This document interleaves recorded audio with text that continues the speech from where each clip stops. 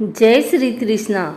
आइए सुनते हैं कार्तिक पूर्णिमा व्रत कथा, पूजन विधि एवं महत्व। हमारे हिंदू धर्म में सभी पूर्णिमाओं में से कार्तिक पूर्णिमा का विशेष महत्व है। विष्णु पुराण के अनुसार इस पूर्णिमा वाले दिन भगवान विष्णु जी अपना मत्स्य अवतार लिए थे और पृथ्वी पर पुनः जीव स्थापना की थी।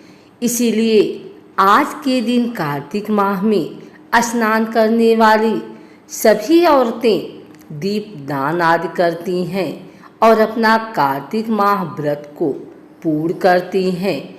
इस वर्ष कार्तिक पूर्णिमा का व्रत 7 नवंबर को है और यह पूर्णिमा सभी पूर्णिमाओं में से सर्वोत्तम व उत्तम मानी गई है। मान्यताओं के अनुसार इस दिन व्रत रखने वाली महिलाएं व पुरुष गंगा नदी व पवित्र नदियों व कुंड आदि में स्नान करते हैं और भगवान विष्णु की पूजा जब तप ध्यान दान आदि करते हैं, उसकी सभी मनोकामनाएं पूर्ण होती हैं। पौराणिक मान्यताओं के अनुसार इसी कार्तिक पूर्णिमा वाले दिन भगवान शिव जी ने त्रिपुरासुर नामक राक्षस को मारकर स्वर्गलोक को मुक्त किया था। इसलिए इस पूर्णिमा को त्रिपुरारी पूर्णिमा, त्रिपुरोत्सव व कार्तिक पूर्णिमा भी कहा जाता है। तो इस दिन गंगा स्नान, दीपदान आदि का विशेष महत्व है। इस पूर्णिमा वाले दिन कार्तिक स्नान करने वाली औरतों का कार्तिक माह पूरा हो जाता है और वो किसी तीर्थ स्थल पर जाकर दीपदान करके अपने व्रत को पूर्ण होने का संकल्प करती हैं। इस दिन यदि कृतिका नक्षत्र हो तो महाकार्तिकी होती है, भरी होने से विशेष फल देती है तथा रोहिणी होने पर इसका महत्व बहुत अधिक बढ़ जाता है। ब्रह्मा विष्णु महेश त्रिदेवों 3 देवताओं ने इस पूर्णिमा को महापुनीत पर्व कहा है। पंचांग के अनुसार इस दिन अगर कृतिका नक्षत्र पर चंद्रमा हो और विशाखा नक्षत्र पर सूर्य हो तो पद्म योग बनता है, जिसका बहुत महत्व होता है। इसके अलावा इस दिन चंद्रोदय पर शिवा शंभूति, संतति, प्रीति, शंभूत, अनसुईया और क्षमा कृतिकाओं का पूजन वंदना करने से संभूत पुण्य फल मिलता है। इस पूर्णिमा वाले दिन व्रत रखने वाला कोई भी मानव रात्रि में व्रतोपरांत वृषदान करता है, उस मनुष्य को शिवलोक प्राप्त होता है।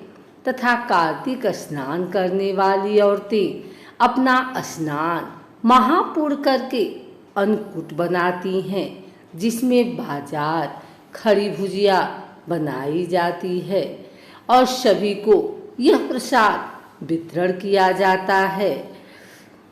इस पूर्णिमा पर व्रत रखने वाले व अन्य सभी को सूर्योदय से पूर्व स्नान आदि का विशेष महत्व है। इसीलिए आप सभी कृपा करके ब्रह्म मुहूर्त यानी सूर्योदय से पहले स्नान आदि से निवृत्त हो जाएं। त्रिपुरा पूर्णिमा वाले दिन सभी को प्रातः जल्दी उठकर स्नान आदि से निवृत्त होना चाहिए। इस दिन आपको गंगा जैसी पवित्र नदी में स्नान करना चाहिए।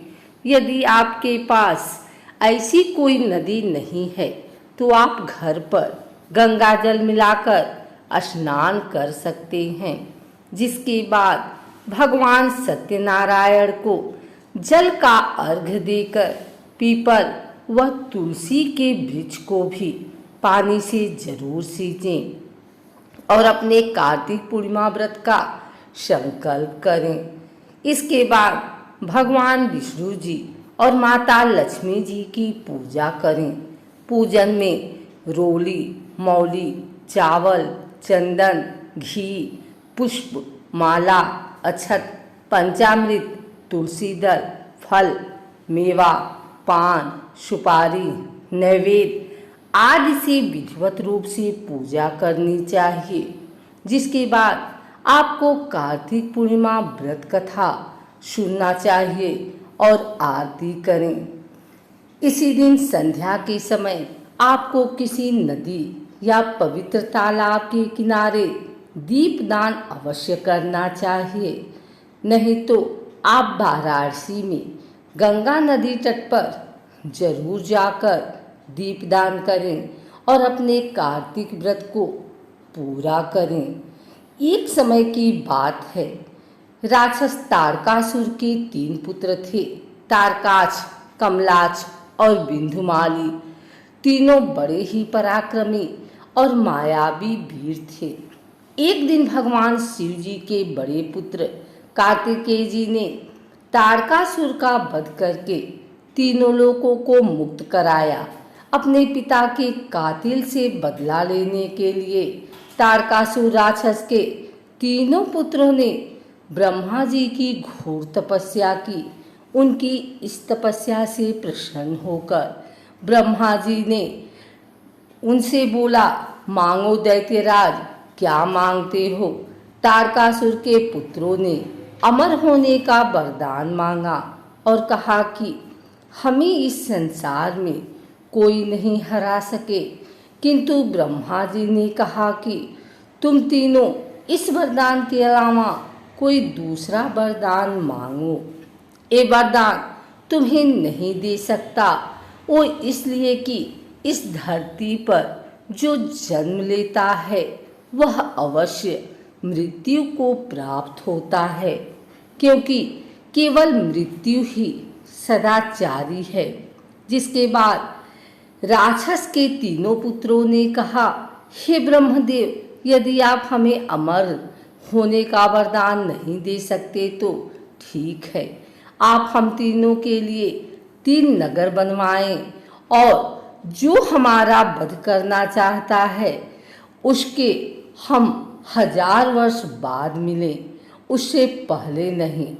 और जब हम मिलें तो हमें एक ही तीर से मार गिराए, ऐसा वरदान दीजिए। ब्रह्मा जी ने तीनों राक्षस पुत्रों को तथास्तु कहते हुए अंतर ध्यान हो गए।